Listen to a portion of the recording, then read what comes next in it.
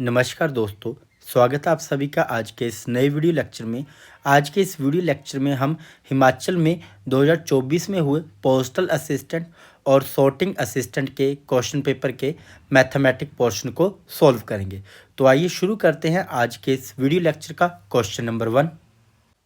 Question number 1, evaluate करली bracket 15 multiply 32 divided by 2 multiply 5 करली bracket close divided bye 75। Now इस question में हमारे पास अब एक से ज़्यादा मैथमेटिकल ऑपरेशन है और यहाँ पे हमें ब्रैकेट भी दी हुई है। तो जब भी हमारे पास ऐसा क्वेश्चन आ गया तब हमेशा हम क्या करेंगे, बोर्ड मास रूल अप्लाई करेंगे। क्या होता है BODMAS rule? Bracket of division, multiplication, addition and then subtraction according to BODMAS rule. अब सबसे पहले हमने क्या करना है, इस ब्रैकेट पोर्शन को सोल्व करना है। बट अब इस ब्रैकेट पोर्शन के अंदर भी हमारे पास एक से ज़्यादा मैथमेटिकल ऑपरेशन है। तो अब इसके अंदर भी हम क्या करेंगे, बोर्ड मास रूल अप्लाई करेंगे। Now according to BODMAS rule, अब ब्रैकेट तो अंदर तो है नहीं है, ऑफ भी नहीं है। अब उसके बाद नेक्स्ट स्टेप क्या है, डिवाइड। तो हम क्या करेंगे, पहले जिन दो डिजिट के बीच में डिवाइड का साइन आ रहा है उनको हम डिवाइड करके लिखेंगे यहाँ पे। तो क्या आएगा मेरे पास यहाँ पे नेक्स्ट स्टेप में, करली ब्रैकेट 15 मल्टीप्लाई 13 को 2 से डिवाइड किया तो कितना है 16। तो मल्टीप्लाई में मैंने लिख दिया यहाँ पे 16। फिर आगे क्या आ गया मेरे पास, मल्टीप्लाई 5। नाउ अब नेक्स्ट क्या है हमारे पास यहाँ पे, अब इसके बाद हम क्या करेंगे, यहाँ पे मल्टीप्लाई करेंगे इन सभी को। तो क्या आ जाएगा, और साथ में डिवाइड में क्या है यहाँ पे हमारे पास 75। ये हमारे पास करली ब्रैकेट है यहाँ पे। ओके नाउ अब देखो 16 5 कितने होते हैं 80। तो मैं लिख सकता हूँ ऐसे 15 मल्टीप्लाई 80 करली ब्रैकेट में लिखूंगा मैं इसको, और डिवाइड में कितना है मेरे पास 75। अब 15 को मल्टीप्लाई करेंगे हम 18 के साथ तो कितना आएगा, देखो 15 0 तो 0, 15 8 द 120। तो कितना आ गया हमारे पास यहाँ पे 1200। अब करली ब्रैकेट हटा देंगे हम यहाँ पे और डिवाइड करेंगे किसके साथ, 75 के साथ ना। अब 75 के साथ डिवाइड करेंगे तो क्या आएगा हमारे पास यहाँ पे आंसर। तो इसे कैंसिल आउट करेंगे, 75 1 द 75, 17 5 मल्टीप्लाई 16। तो मतलब यहाँ पे 16 के साथ हम इसे कैंसिल करेंगे तो हमारे पास आंसर कितना आएगा यहाँ पे 16। चेक भी कर सकते हैं हम यहाँ पे 75 मल्टीप्लाई 16 करते हैं, 6 5 the 30 0 3 carry, 6 7 the 42 42 plus 3 45 multiply 5 1 the 5 and 1 7 the 7। तो कितना आएगा 0 5 5 10 0 1 कैरी, 7 प्लस 4 11 11 प्लस 1 12। तो कितना आ गया 1200। तो मीन्स हमारा आंसर बिल्कुल सही है, यहाँ पे क्या आएगा 16। तो देखते हैं यहाँ पे कौन सा ऑप्शन करेक्ट होता है। Option B is correct 16। Next question, simplify square bracket 25 minus 3 open bracket 6 plus 1 open bracket close then square bracket close divided by 4 plus 9। अब इस क्वेश्चन में भी हमारे पास एक से ज़्यादा मैथमेटिकल ऑपरेशन है और एक से ज़्यादा यहाँ पे हमें ब्रैकेट दी हुई है। तो यहाँ पे भी हम क्या करेंगे, बोर्ड मास रूल अप्लाई करेंगे। Bracket of division, multiplication, addition and then subtraction. तो सबसे पहले हम क्या करेंगे, अब देखो इस ब्रैकेट पोर्शन को सोल्व करना है और इस ब्रैकेट के अंदर भी हमारे पास एक ब्रैकेट दी हुई है। तो सबसे पहले हम इस ब्रैकेट को सोल्व करेंगे। अब इस ब्रैकेट के अंदर हमारे पास एक से ज़्यादा मैथमेटिकल ऑपरेशन नहीं है। तो यहाँ पे क्या आएगा 6 प्लस 1 7। तो इसको मैं नेक्स्ट स्टेप में लिख लेता हूँ 25 स्क्वायर ब्रैकेट 25 माइनस 3 और ब्रैकेट में कितना आएगा 7 then open bracket close then square bracket close divided by 4 plus 9। Now अब ब्रैकेट के अंदर अब इन दोनों को हम क्या करेंगे, मल्टीप्लाई करेंगे। तो आ जाएगा square bracket 25 minus 21 then square bracket close divided by 4 plus 9। Now अब हम क्या करेंगे, इस ब्रैकेट को सोल्व करेंगे। फाइनली 25 डिवाइडेड बाय 25 माइनस 21 कितने आ जाएंगे 4। तो आ गया 4 डिवाइडेड बाय 4 प्लस 9। 4 को 4 से डिवाइड किया तो कितना आएगा 1 प्लस 9। तो 1 प्लस 9 कितने होते हैं यहाँ पे हमारे पास 10। तो देखते हैं यहाँ पे कौन सा ऑप्शन करेक्ट होता है। तो ऑप्शन ए इज करेक्ट। तो यहाँ पे हमारे पास क्या आएगा 10। Next question, evaluate 16 plus 3 over 4 of square bracket 32 minus 16 divided by 4 multiply 6 plus 23 minus 11 bar plus 3 minus 2 multiply 6 then square bracket close is equal to question mark. Now अब इस question में हमारे पास एक से ज़्यादा मैथमेटिकल ऑपरेशन है और यहाँ पे हमारे पास क्या दिया और एक और नई चीज़ आ गई है यहाँ पे हमारे पास अब बार। तो जब भी हम BODMAS रूल अप्लाई करेंगे तो सबसे पहले हमने क्या करना है, इस बार वाले पोर्शन को ही सॉल्व करना है। तो इसको लिख लेते हैं हम सॉल्व करके। तो क्या आएगा हमारे पास यहाँ पे 16 प्लस 3/4 ऑफ का मतलब क्या होता है मल्टीप्लाई, देन स्क्वायर ब्रैकेट। अब देखो 32 माइनस 16 डिवाइडेड बाई 4, फिर क्या आएगा हमारे पास मल्टीप्लाई 6 प्लस, अब 23 में से 11 गए तो कितने बचेंगे यहाँ पे हमारे पास, तो यहाँ पे आएगा हमारे पास 12, फिर आगे आ गया प्लस का 3 minus 2 multiply 6 then square bracket close. Now अब according to BODMAS rule first step क्या है हमारे पास ब्रैकेट को सोल्व करना। अब ब्रैकेट के अंदर हमारे पास एक से ज़्यादा मैथमेटिकल ऑपरेशन है तो यहाँ पे भी हम BODMAS रूल अप्लाई करेंगे। तो अब ब्रैकेट के अंदर ब्रैकेट तो है नहीं है, ऑफ भी नहीं है। अब उसके बाद क्या था हमारे पास डिवाइड करना, तो जिन दो नंबर के बीच में डिवाइड का साइन है पहले हम उसे डिवाइड कर देंगे।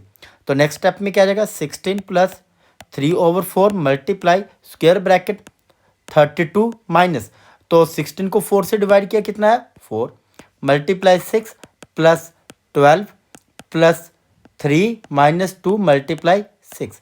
अब डिवाइड का भी हो गया। अब डिवाइड के बाद नेक्स्ट स्टेप क्या आता है हमारे पास एम मतलब कि मल्टीप्लिकेशन, जिन दो नंबरों के बीच में मल्टीप्लाई का साइन है उसे मल्टीप्लाई करेंगे।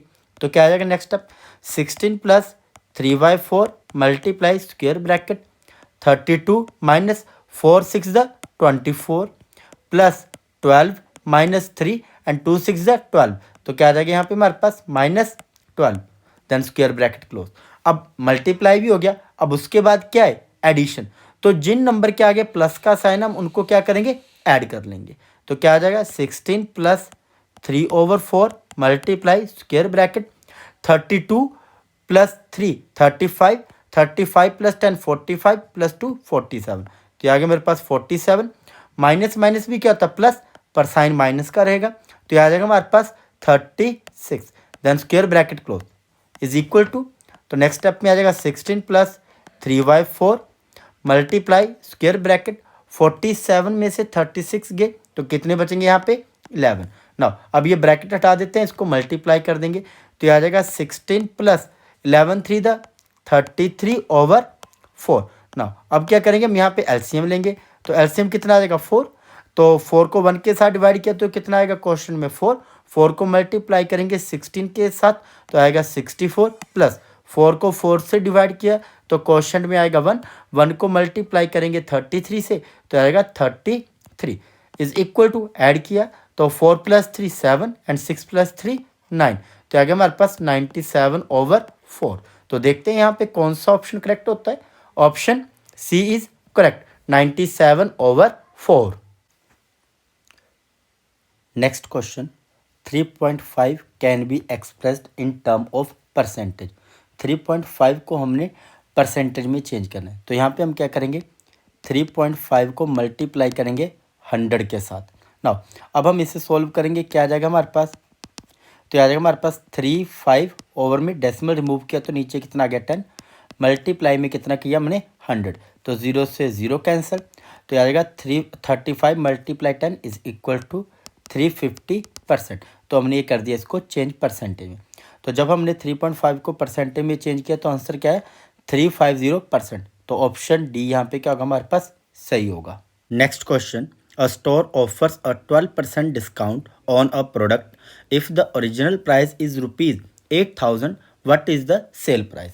एक स्टोर किसी उत्पाद पर 12% की छूट दे रहा है, यदि मूल कीमत 8,000 रुपये है तो विक्री मूल्य क्या होगा। ना इस क्वेश्चन में जो हमें गिवन डाटा दिया हुआ है सबसे पहले हम उसे यहाँ पे लिख लेते हैं। तो यहाँ पे हमें डिस्काउंट कितना दिया हुआ है, तो डिस्काउंट यहाँ पे हमें दिया हुआ है 12%, और जो कॉस्ट प्राइस है इसका या फिर ओरिजिनल प्राइस वो कितना है यहाँ पे 8,000 रुपीज़। ना हमने फाइंड क्या करना है यहाँ पे, हमने यहाँ पे सेलिंग प्राइस फाइंड करना है। तो जब भी हमारे पास ऐसा क्वेश्चन आएगा जिसमें हमें डिस्काउंट परसेंट दिया हो और साथ ही साथ ओरिजिनल प्राइस दिया हो और हमने फाइंड क्या करना सेल प्राइस, तो हम यहाँ पे डायरेक्ट फॉर्मूला यूज़ करेंगे। यहाँ पे selling price is equal to cost price minus bracket में cost price multiply discount percent.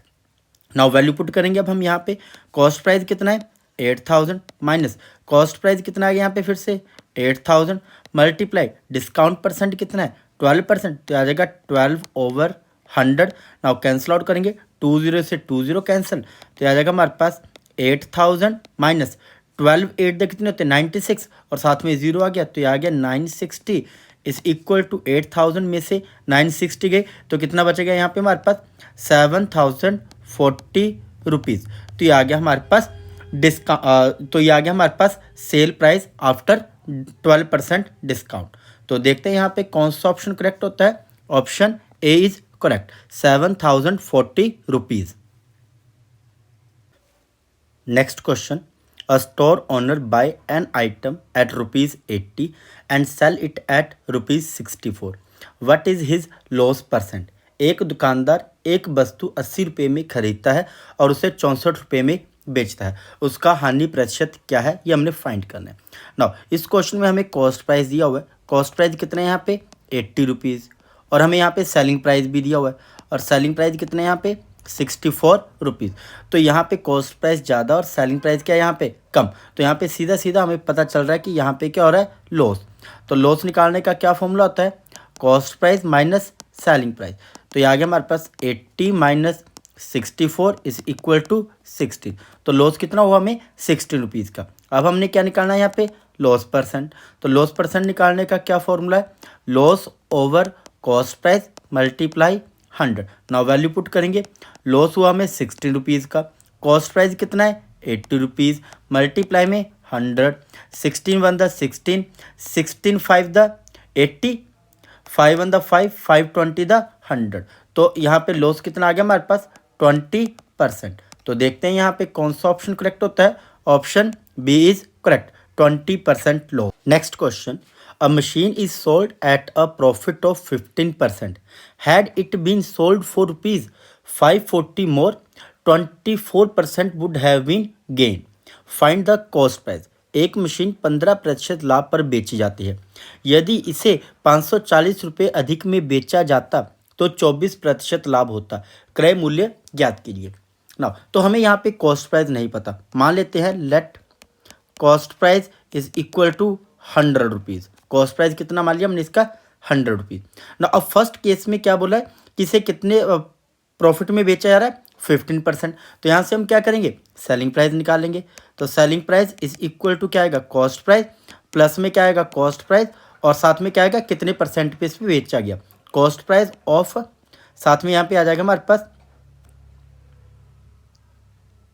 या फिर हम इसे ऐसे भी लिख सकते हैं cost price plus 15% of cost price, ये बेटर वे रहेगा हमारे पास लिखने का। नाउ वैल्यू पुट करते हैं यहाँ पे, तो कॉस्ट प्राइस कितना माना हमने 100 प्लस 15% ऑफ 100 आएगा, तो 15/100 मल्टीप्लाई 100, 100 से 100 कैंसिल, तो सेलिंग प्राइस आ गया 115 रुपीज़ ना। अब बोला उसने कि अगर हम इसे 540 रुपये में अधिक में बेचे तो हमें 24% का प्रॉफिट होगा ना।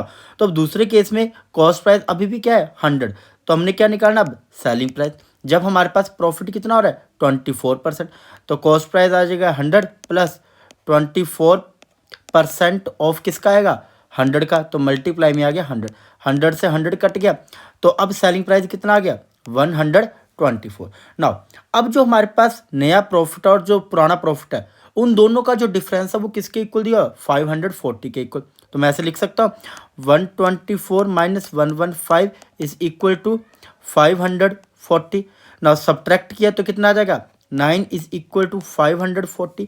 नाउ तो ये 9 पार्ट्स की वैल्यू होगी, मैं यहाँ से एक पार्ट की वैल्यू निकाल लेता हूँ, तो 1 इज इक्वल टू कितना आएगा 540 डिवाइडेड बाई 9, तो कितना आ गया ये 60। तो जो वन पार्ट है वो किसके इक्वल आ रहा है 60 के इक्वल, तो 1 इज इक्वल टू 60 आ गया। तो 100 पार्ट्स किसके इक्वल आ जाएगा 100 इज इक्वल टू 100 मल्टीप्लाई 60, तो ये आ जाएगा हमारे पास 100 मल्टीप्लाई 60 कितने होते हैं 6000, तो ये आ गया हमारे पास 6000 कॉस्ट प्राइस। तो देखते हैं यहाँ पे कौन सा ऑप्शन करेक्ट होता है। Option C is correct 6000 rupees. Next question, if the selling price of 50 article is equal to the cost price of 40 article, then the loss or gain percent is what? यदि 50 वस्तुओं का विक्रय मूल्य 40 वस्तुओं के क्रय मूल्य के बराबर है तो हानि या लाभ प्रतिशत ज्ञात कीजिए। ना तो यहाँ पे हमें गिवन जो दिया हुआ वो यहाँ पे हम लिख लेते हैं। तो यहाँ पे हमें बताया कि जो 50 आर्टिकल का सेलिंग प्राइस है वो किसके इक्वल आ रहा है, कॉस्ट प्राइस ऑफ 40 आर्टिकल के। बट हमें तो यहाँ पे कॉस्ट प्राइस ऑफ आर्टिकल पता नहीं है, तो मान लेते हैं लेट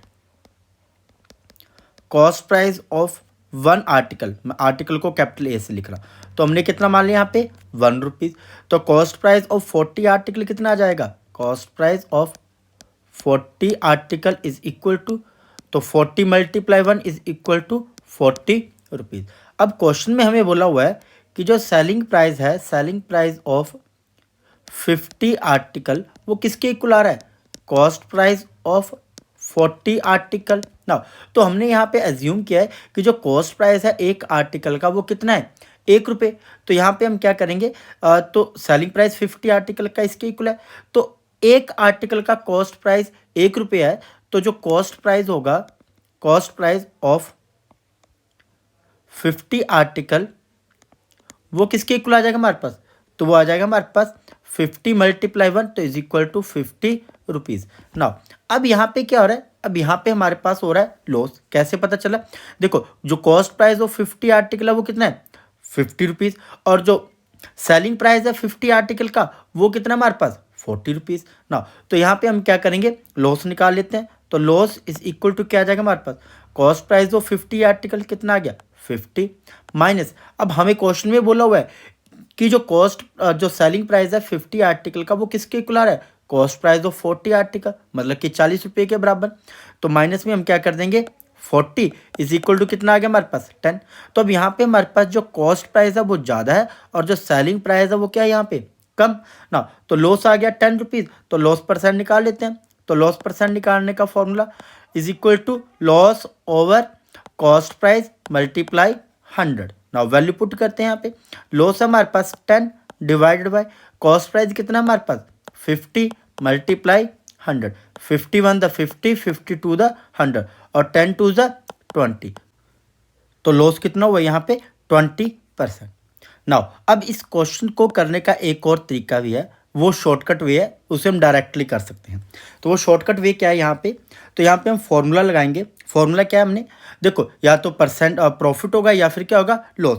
अगर तो वैल्यू आएगी हमारे पास पॉजिटिव में तब तो हम बोलेंगे कि हमें क्या हुआ यहाँ पे प्रॉफिट। अगर वैल्यू आएगी यहाँ पे हमारे पास किस में नेगेटिव में, तब हम बोलेंगे कि हमें क्या हुआ यहाँ पे लॉस हुआ। ना तो क्या करेंगे हम यहाँ पे, तो सेलिंग प्राइस जो है वो कितना है 50, सीधा लिखेंगे हम यहाँ पे प्रॉफिट परसेंट या फिर लॉस परसेंट। तो यहाँ पे तो हमें पता चलेगा कि लॉस आ रहा है, तो यहाँ पे मैं लॉस परसेंट लिख रहा हूँ।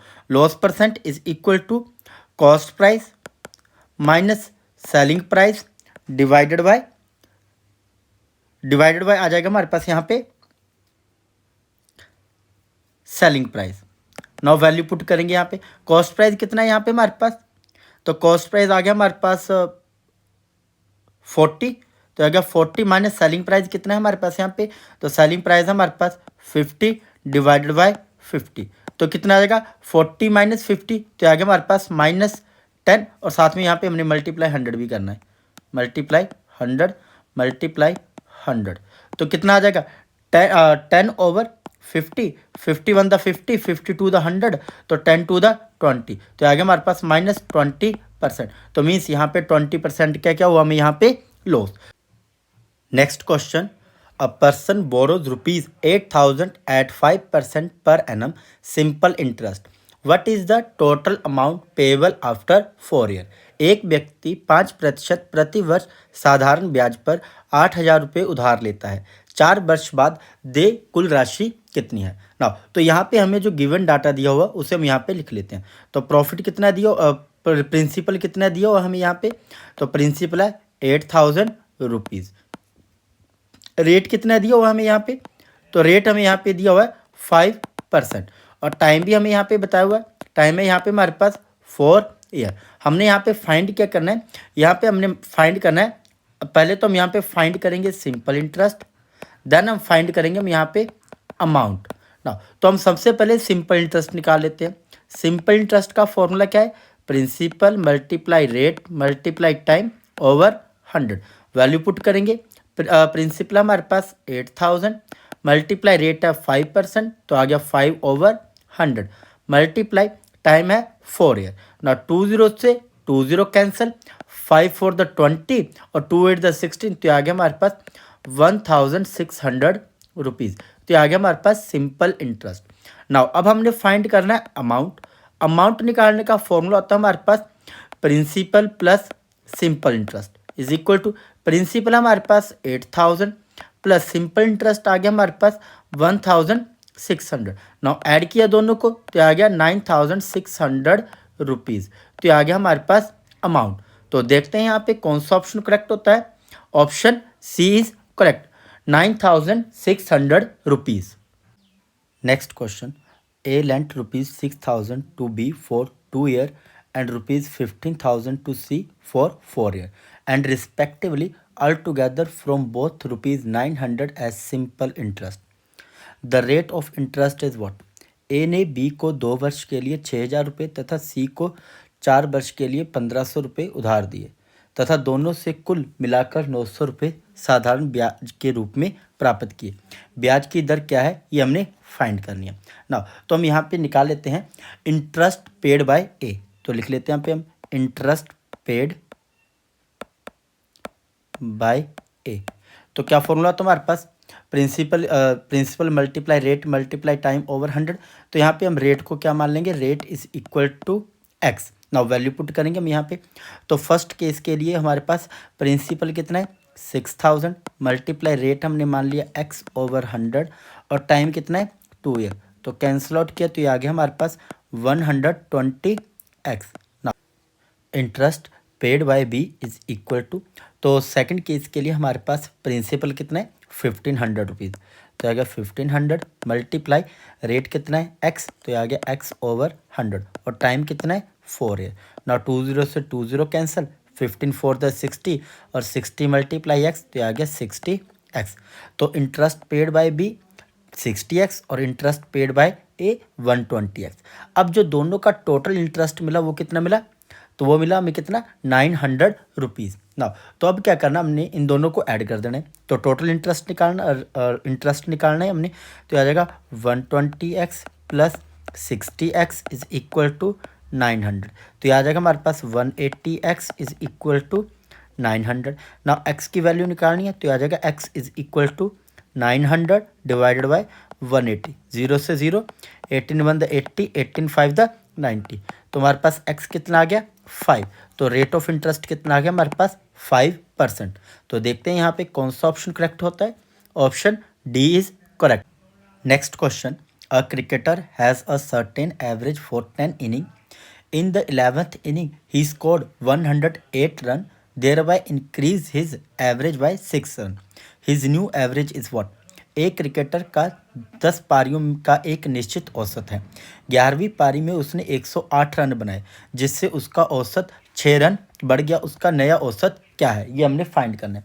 नाउ अब अकॉर्डिंग टू क्वेश्चन एवरेज निकालने का क्या फॉर्मूला होता है, average is equal to sum of all data divided by total number of data. Now अब मान के चलो कि हमारे पास जो एवरेज है वो कितनी है एक्स, ठीक है। नाउ अब बोला कि जो उसने 11th इनिंग खेली तो उसके स्कोर कितने हो गए 108, जिससे जो एवरेज है वो कितने से बढ़ गई उसकी 6 से। तो मैंने लिख दिया x plus 6 is equal to. Now अब जो उसने 10 पारियाँ खेली तो उसमें भी तो उसने कुछ स्कोर बनाया होगा, तो वो स्कोर कितना आ गया हमारे पास 10x प्लस जो 11th इनिंग थी तो उसने उसमें कितने रन बनाए 108 रन बनाए। तो प्लस में लिख दिया हमने 108 डिवाइड बाय, और टोटल कितनी पारियाँ खेली उसने अब 11। तो डिवाइड में कितना आ गया हमारे पास 11। अब हमने क्या करना है क्रॉस मल्टीप्लाई करना है। तो आ जाएगा 11x plus 66 is equal to 10x plus 108। Now अब क्या आएगा हमारे पास यहाँ पे, ये जो 10x इधर आके माइनस के हो जाएंगे। तो 11x माइनस 10x कितना हो गया x इज इक्वल टू 108 और ये प्लस के 66 है उधर जाके माइनस के हो जाएंगे। तो 108 माइनस 66 तो आ जाएगा हमारे पास 42। तो यहाँ पे हमारे पास x की वैल्यू कितनी आ गई 42। ना अब हमने न्यू एवरेज फाइंड करनी है तो 42 प्लस 6, तो यहाँ पे वैल्यू पुट कर देंगे तो आ जाएगा 42 प्लस 6 इज इक्वल टू 48। तो तो ये आ जाएगी हमारे पास यहाँ पे न्यू एवरेज। तो कौन सा ऑप्शन करेक्ट होगा? Option A is correct, 48 runs.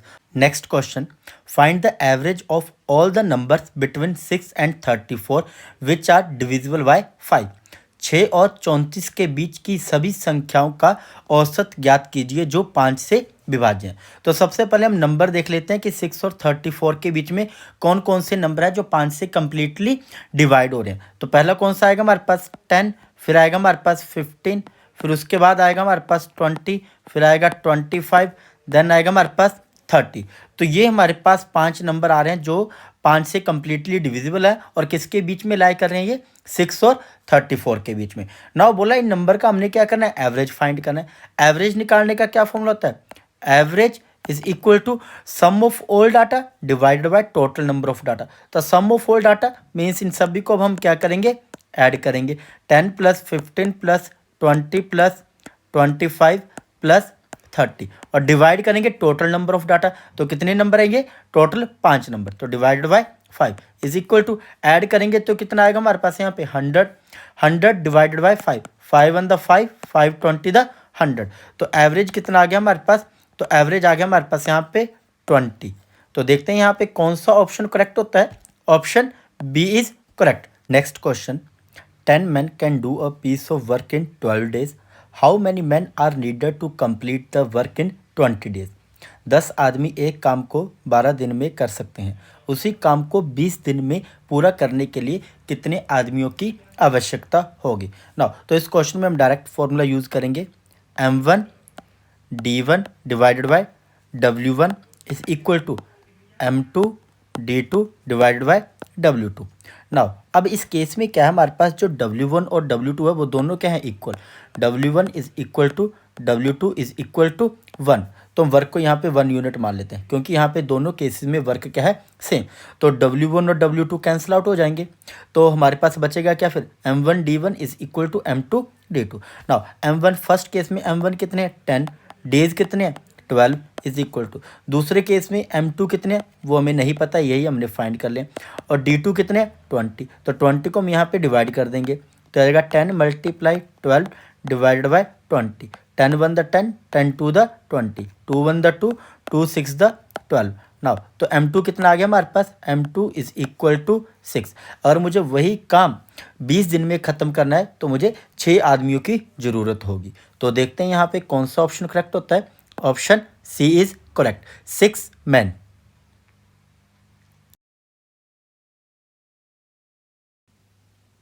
Next question, P, Q and R can finish a work in 10, 12 and 15 days respectively. If Q stop after 2 days, how long would it take P and R to finish the same work? P, Q और R किसी काम को क्रमशः 10, 12 और 15 दिनों में पूरा कर सकते हैं। यदि Q 2 दिनों के बाद काम करना बंद कर दे तो P और R को उसी काम को पूरा करने में कितना समय लगेगा? नाउ तो इस क्वेश्चन में जो हमें गिवन डाटा दिया हुआ उसे हम यहाँ पे लिख लेते हैं। तो क्या बताया हुआ हमें यहाँ पे? तो यहाँ पे हम क्या करेंगे? P, Q, R का 1 डे वर्क निकाल लेते हैं। तो पहले बोला है जो P है वो अपने काम को कितने दिनों में ख़त्म कर रहा है? सेम काम को 10 डेज़ में। ओके। और Q सेम काम को कितने दिनों में ख़त्म कर रहा है? वो ख़त्म कर रहा है 12 डेज़ में। और जो R है वो सेम काम को कितने दिनों में ख़त्म कर रहा है? 15 डेज़ में। तो हमने क्या करना है? यहाँ पे तीनों का एलसीएम लेना है। जो हमारे पास एलसीएम आएगा वही क्या होगा हमारे पास? Total work. तो इन तीनों का एलसीएम आएगा हमारे पास 60 और वर्क को रिप्रेजेंट करते हैं एज अ यूनिट। तो टोटल वर्क आ गया हमारे पास 60 यूनिट। नाउ अब P का 1 डे वर्क निकाल लेते हैं। तो क्या आ जाएगा? P का 1 डे वर्क आएगा 60 unit total work divided by कितने दिनों में वो काम को ख़त्म कर रहा है। तो 10 आ गया नीचे। तो 10 6 द 60 तो आ जाएगा 6 यूनिट पर डे। ऐसे फिर Q का निकालना तो आ जाएगा 5 यूनिट पर डे। और फिर R का निकालेंगे तो आ जाएगा 4 यूनिट पर डे। नाउ अब हम ऐसा करते हैं P, Q, R का 1 डे वर्क निकाल लेते हैं। P, Q एंड R का 1 डे वर्क जब वो तीनों एक साथ काम करेंगे 1 डे वर्क जब वो तीनों एक साथ काम करेंगे तो कितना आ जाएगा? 6 + 5 + 4 तो इज इक्वल टू कितना हो गया? 6 5 11 और 4 15। तो आ गया टोटल 15 यूनिट वर्क जब वो दोनों एक साथ करेंगे। और उनका 2 डे वर्क कितना आ जाएगा फिर, PQR का 2 डे वर्क, तो ये आ जाएगा हमारे पास एक दिन का 15 यूनिट है, तो 2 दिन का कितना हो जाएगा फिर 30 यूनिट ना। अब जो क्यू है उसने 2 दिन तक साथ में काम किया, फिर उसने काम को छोड़ दिया। अब रिमेनिंग वर्क निकाल लेते हैं, तो रिमेनिंग वर्क कितना आ जाएगा हमारे पास, तो रिमेनिंग वर्क आ जाएगा 60 यूनिट माइनस 30 यूनिट, तो ये आ गया हमारे पास 30 यूनिट, ये आ गया रिमेनिंग वर्क ना।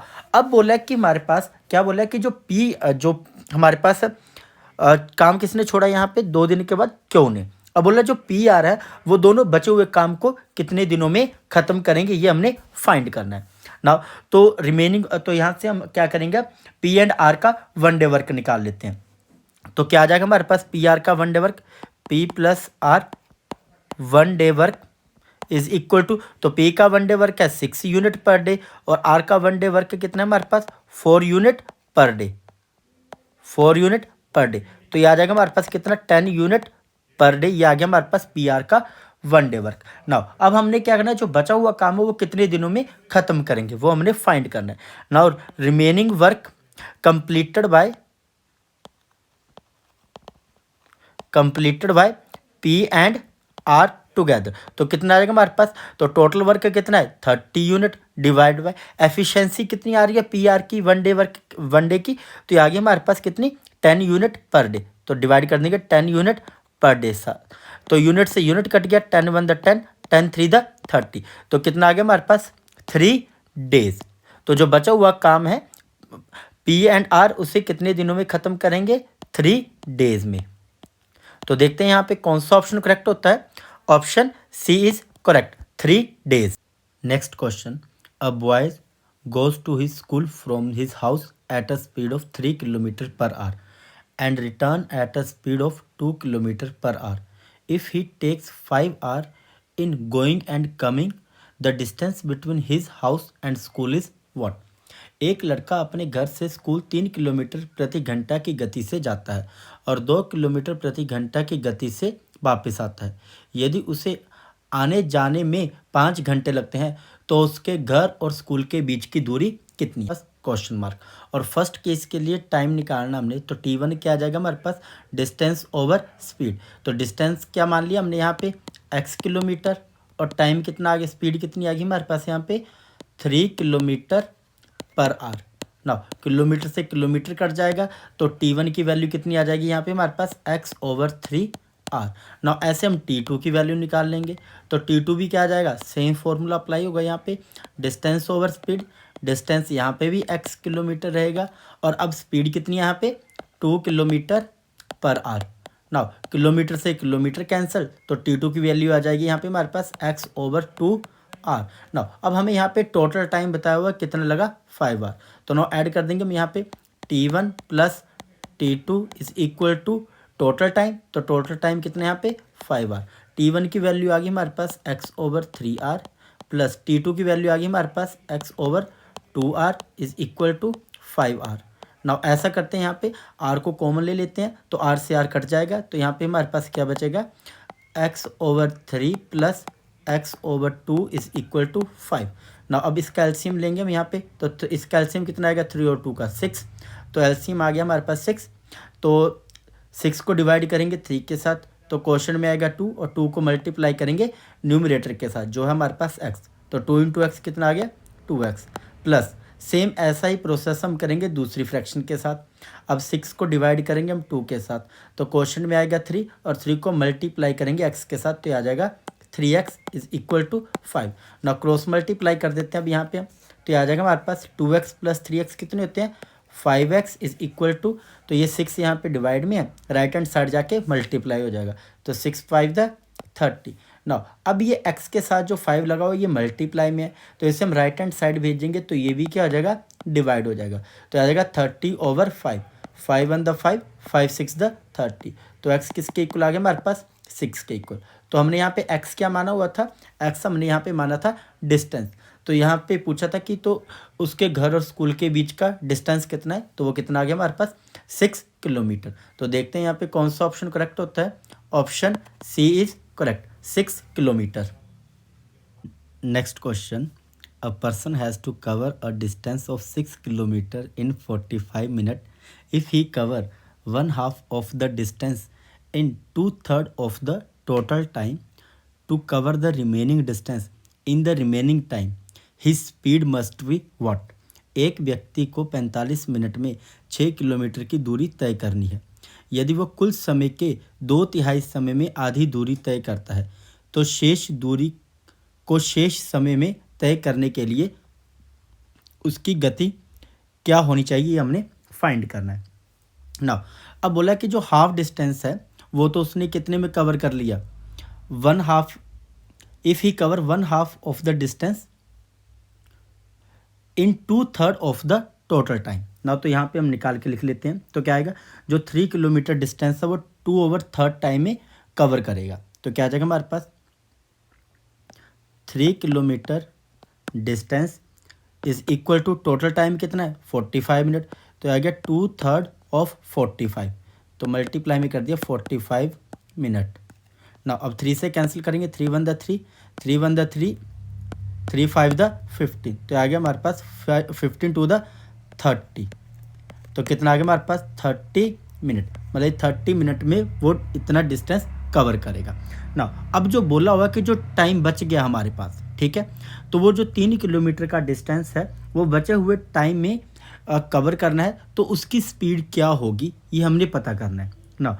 अब क्या है नेक्स्ट, यहाँ पे जो हमारे पास बच गया तो लिखें, क्या बोला यहाँ पे, रिमेनिंग डिस्टेंस कितना बचा हमारे पास 3 किलोमीटर, और रिमेनिंग टाइम भी कितना बचा हमारे पास 15 मिनट, क्योंकि 30 मिनट में तो ये डिस्टेंस कवर किया 3 किलोमीटर, टोटल टाइम 45 मिनट है, तो 15 मिनट बचे अब, ठीक है। तो हमने क्या करना है, वहाँ पे उसकी स्पीड फाइंड करनी है, क्या स्पीड होगी उसकी ना, निकाल लेते हैं अब हम। अब देखो डिस्टेंस हमें पता चल गया कितना बचा हुआ है 3 किलोमीटर, और टाइम भी हमें पता चल गया कितना है, टाइम यहाँ पे बचा हमारे पास 15 मिनट ना। हमने निकालनी क्या है, स्पीड। तो स्पीड निकालने का क्या फॉर्मूला होता है, speed is equal to distance over time. But यहाँ पे बोला कि जो हमें यूनिट चाहिए वो किस में चाहिए, किलोमीटर पर आवर में। तो डिस्टेंस कितना है यहाँ पे हमारे पास 3 किलोमीटर, डिवाइड बाय टाइम कितना है हमारे पास यहाँ पे 15 मिनट है। तो इसको ऐसा करते हैं, हम चेंज कर लेते हैं किस में, आर में। तो क्या आ जाएगा हमारे पास यहाँ पे, तो 15 डिवाइडेड बाय 60 आना चाहिए यहाँ पे हमारे पास। तो यहाँ पे लिख देता हूँ 50 डिवाइडेड बाय 60, और यहाँ पे आ जाएगा मेरे पास आर ना। साथ में यहाँ पे अब क्या करना है, अब जो हमारे पास 15/60 है, ये जो 60 डिवाइड में वो ऊपर जाके क्या हो जाएगा, मल्टीप्लाई हो जाएगा। तो क्या आ जाएगा हमारे पास यहाँ पे, speed is equal to 3 kilometre multiply 60 divided by 15, और डिवाइड में क्या आएगा आर।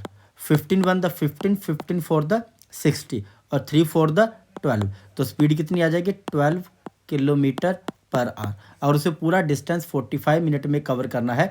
तो जो लास्ट का जो 3 किलोमीटर का डिस्टेंस बचा उसे 15 मिनट में कवर करना है। तो उसके लिए स्पीड क्या होगी उसकी 12 किलोमीटर पर आवर। तो देखते हैं यहाँ पे कौन सा ऑप्शन करेक्ट होता है। Option C is correct, 12 kilometre per hour. Next question, if 9 boxes of chocolates weigh 27 kg, then what will be the weight of 15 boxes of the same chocolates? यदि चॉकलेट्स के 9 डिब्बों का वजन 27 किलोग्राम है, तो समान चॉकलेट के 15 डिब्बों का वजन कितना होगा ना। तो यहाँ पे हम लिख लेते हैं, जो 9 बॉक्सेस हैं हमारे पास, तो उनका वजन कितना है 27 kg। तो यहाँ से हम 1 बॉक्स का वेट निकाल लेते हैं। तो 1 बॉक्स का वेट कितना आ जाएगा 27 डिवाइडेड बाई 9 kg। तो आ जाएगा हमारे पास 9 1 द 9, 9 3 द 27। तो एक बॉक्स का वेट आ गया हमारे पास यहाँ पे 3 kg। और हमसे क्वेश्चन में क्या पूछा हुआ है कि अगर हमारे पास ऐसे टोटल कितने बॉक्सेस हो, 15 बॉक्सेस, तो 15 बॉक्सेस का वेट क्या होगा। तो 15 मल्टीप्लाई वेट ऑफ 1 बॉक्स कितना आ गया 3 kg। तो आ गया हमारे पास 15 3 द 45 kg। तो आ गया हमारे पास वेट ऑफ 15 बॉक्सेस। तो देखते हैं यहाँ पे कौन सा ऑप्शन करेक्ट होता है। Option A is correct, 45 kg। Next question, 4000 soldiers in a fort had enough food for 40 days, but some soldiers were transferred to another fort and the food lasted for 50 days. How many soldier were transferred. एक किले में 4000 सैनिकों के पास 40 दिनों के लिए पर्याप्त भोजन था, लेकिन कुछ सैनिकों को दूसरे किले में स्थानांतरित कर दिया गया और भोजन 50 दिनों तक चला। कितने सैनिकों को स्थानांतरित किया गया ये हमने फाइंड करना है। नाउ मान लेते हैं let number of soldier were transferred, तो वो हमें नहीं पता कितने सोल्जर को ट्रांसफर किया गया, तो हमने मान लिया एक्स। अब अकॉर्डिंग टू क्वेश्चन के हिसाब से बोला कि हमारे पास 4000 सोल्जर हैं और 40 दिन के लिए उनके पास खाना है। नाउ इज इक्वल टू, अब बोला कि अभी कितने हमारे पास 4000 सोल्जर हैं, बट उनमें से एक्स सोल्जर को ट्रांसफ़र कर दिया गया और जो फूड था वो कितने दिनों तक चलेगा, 50 डेज तक। नाउ अब ऐसा करते हैं, इसको मल्टीप्लाई कर देते हैं, तो 4000 मल्टीप्लाई 40 तो ये आ जाएगा हमारे पास 16 और साथ में आ जाएंगे 30 इज इक्वल टू में, तो नेक्स्ट हमारे पास 40 आएंगी यहाँ पे 164 टाइम्स 0। नाउ अब 50 को मल्टीप्लाई करेंगे 4000 से, तो 5 4 द 20 और साथ में कितनी जीरो ऐड हो जाएंगी 4, तो 20 और उसके आगे 40 माइनस 15 टू एक्स कितना हो गया 50x। अब ये माइनस के 50 लेफ्ट हैंड साइड आके प्लस के 50 हो जाएंगे 50x इज इक्वल टू, और ये आ गया हमारे पास 2 लाख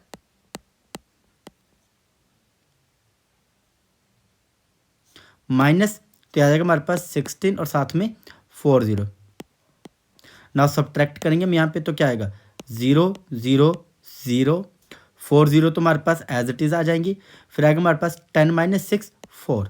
नाउ तो आगे हमारे पास 50x is equal to 40,000। Now 0 से 0 कट जाएगी इधर, 5 से 5 1 द 5 5 8 द 40, तो हमारे पास x की वैल्यू आ गई यहाँ पे हमारे पास 800।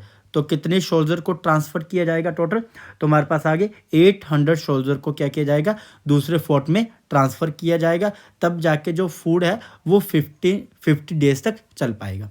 तो देखते हैं यहाँ पे कौन सा ऑप्शन करेक्ट होता है। Option A is correct, 800 soldier.